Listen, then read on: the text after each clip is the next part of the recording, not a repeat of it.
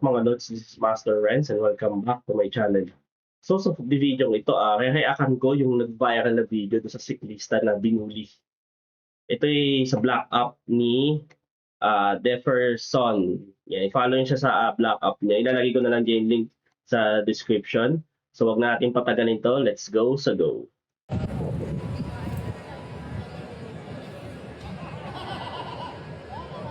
Lokin natin.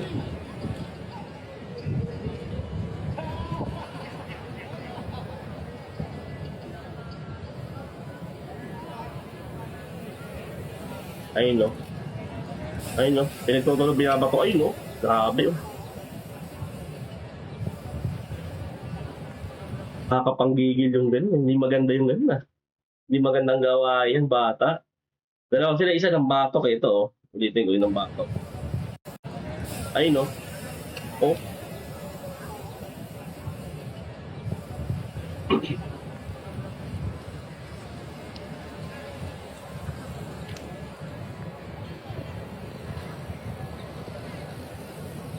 Si kuya, oh, walang ginagawa, oh. Oh, nag-aano na yung tao sa'yo, Brad. Ayaw niya lumaban.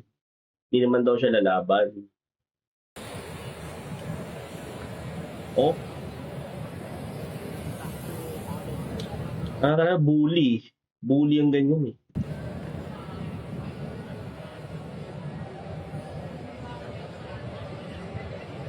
Parang ano, tatlo sila. Itong si kuya, naka-violet. Ito pa, kasabot to. Saka yung kanina yung malaki katawan.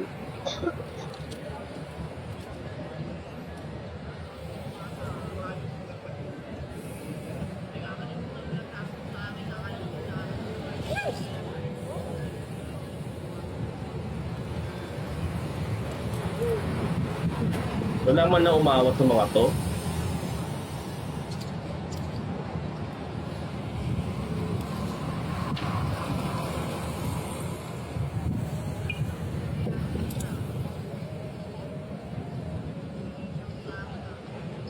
Well, hindi ko alam yung full story, pero ano dito, sa nakita ko, mukhang yung lalaki kanina nantok, mukhang sanay na sanay talaga siyang gawin yung bagay na yun.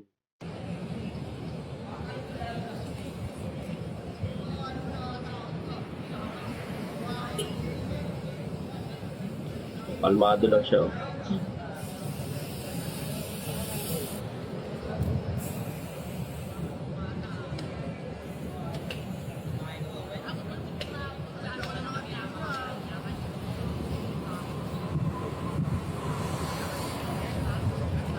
Ang pansin ko lang, tignan natin yung ano, sasabihin ng ibang mga kapwa nilang, ano, wait lang ah.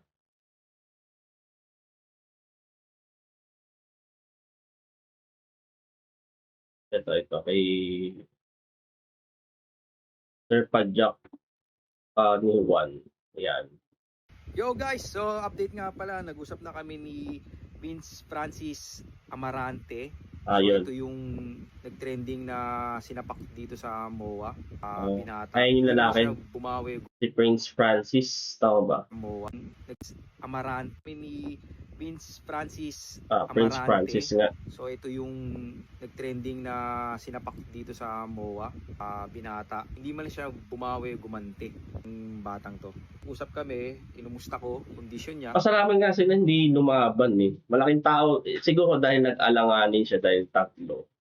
This is tama, okay din yun, di ba? Naisip niya, bukod sa wala siyang laban, parang, alam mo yun, hindi na dapat patulan. Kaya lang kasi iniisip ko, kung nagkataong ibang tao yun at pinatulan siya, yung nambuli, may kalalagyan yun. Okay naman daw siya. Yun, magkikita kami bukas at bibigyan natin ng ng konting tulong lang naman dito na yung salamin niya na mama sa kanyang mukha kasi nasapak siya, naka-sunglass eh. Papalitan din natin ng helmet din. So ito yung ating bibigay. So ayan. Ito yung ating bibigay, yung eyewear na kay seller na siklista. Actually hindi ko pa siya nagagamit talaga kasi brand new siya. Shoutout kay seller na siklista. Ito naman, yung kasama bibigay rin natin is yung aking cycling cap na Padakuan. Ang bait. Bait ni Sir Padjak ni Juan. Yan tayo guys. So yan, good vibes. Since good vibes lang siya, habang kanyang pasensya is bibigyan ko siya nitong Padakuan na cycling cap. At ito yung last is yung spider na helmet. So ang bukot yan. So white siya, spider helmet. So it's a physique na model, magnetic na to. And I hope na magustuhan niya. Meron pa kasamang ito sa POC to eh. POC na bag. So sa kanya na lang to na white para at least meron siyang bag para dito sa kanya. So magkikita kami bukas mismo sa, hindi ko na sabihin ko saan, pero magmi-meet kami para iabot sa kanya tong ng personal at makausap natin ano bang tunay na nangyari kasi wala rin tayong idea kung anong nangyari sa kaganapang kaguluhan doon sa MOA. Okay. At oo nga din pala, sana naman sa community natin is wag tayong mambuli or something na katulad ng nangyaring ganyan is Tama. Huwag mong bully. Diba? Ay, niya, kitang-kita sa video, wala namang gusto. Hindi na lalaban yung ano eh. Si Kuya, si Francis. At ito namang si Payat, nag-i-insist na lumaban daw. Di ba, sinapak na niya. Tapos yung isa pa niya kasama Malaika tao, nang binatukan pa, tinawanan pa nung isa nilang kasama. Parang diba, parang tatlo eh, tingin ko eh. Dalawa lang yung lumapit talaga sa kanya, pero may isa pa yung tumatawa kasama din nila. Di ba? Mga ganyan. Kayo na nga lang magkakasama eh. Parang samahan nyo na yun yung mga biker eh. Kayo pa magaganyanan. Bubulihin nyo pa. Diba? Huwag sanang ganun. Huwag maging bully. syempre yung community natin iisa lang. At Tama. na ini-enjoy mo yung pagbabike mo is may nambubuli sa'yo. Napakahirap naman yan, di ba? Good vibes lang tayo sa mga siklista. Importante sa isama sa mga sa paligid mo, babatiin mo every time nakikita mo. Alam mo, iba yung pakiramdam kaysa yung may kaaway ka. Iba pa rin. So, yun. Sa nambuli naman, I hope na lesson para sa ito na wag mo na ulitin yun. Wag mo na ulitin yun. Siyempre, hindi magandang halimbawa ito sa next pa na generation o sa mga iba pang mga kabataan.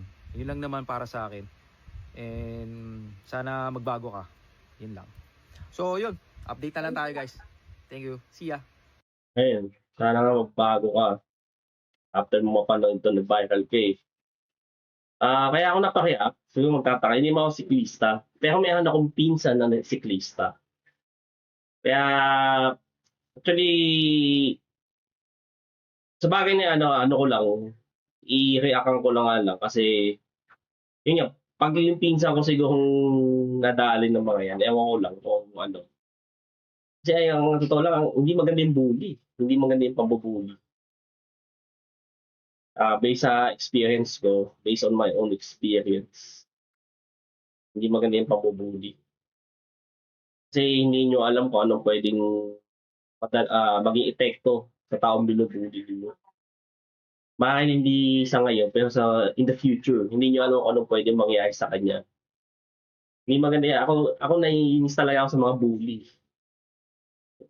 Kaya kay Kuya naman, kay Kuya Francis, salute yun kasi hinabaan mo pasensya mo. Di ka lumaban. Ano ba? Ayun, patience, mahaba. Professionalism lang. Kasi syempre, may event kayo nun. Hindi kayo, alam yun, hindi mo inani emosyon mo. Hindi mo na lang pinatulan para wala nang gulo. Ang ganda yun.